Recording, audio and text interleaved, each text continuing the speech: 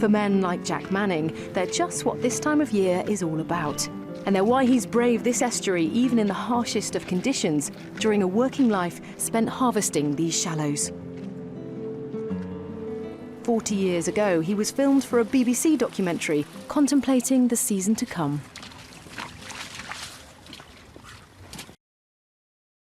Today, Jack still recalls the harshness of fishing in winter in Morecambe.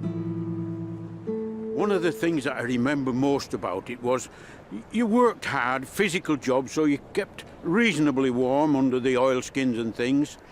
But then to load the tractors and trailers with 2 or 3 tons of cockles and to drive them back into that cold easterly wind was absolutely terrible. Jack endured these conditions for 60 years, finally retiring in 2007. But one winter still stands out amongst all the others. The worst winter that I can recall, and probably anybody can recall of the last century, was the end of 1962 and into 63. For London, it was the coldest January since records were first kept in 1841. 50 years ago, the big freeze hit Britain. Temperatures dropped to minus 20 degrees centigrade. More than 30 people died, and the country ground to a virtual standstill. In places, the sea off Britain's coast froze up to 1 mile out. But in Morecambe, Jack and his dad braved the Arctic conditions to catch shellfish.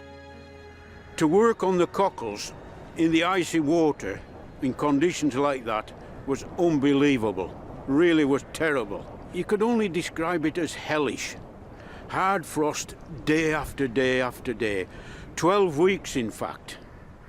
So hard that the water pipes down 3 feet underground were frozen solid. But we were making decent money relative to the time, so I thought, well, we've got to go, and we did go day after day. A hard life was made worthwhile by the rewards on offer. But over his lifetime, Jack's seen overfishing and pollution put many men out of business, and the future of this age-old industry now hangs in the balance. I'm pretty sure that the industry won't come back as I knew it 50 or 60 years ago, when there were 30 to 40 fishermen going out from Flookburgh. Declined gradually down the years till there are about half a dozen left. That is to say, half a dozen full-time fishermen who will be going fishing through thick and thin, not just the good times when there's a lot of money to be made for a short period.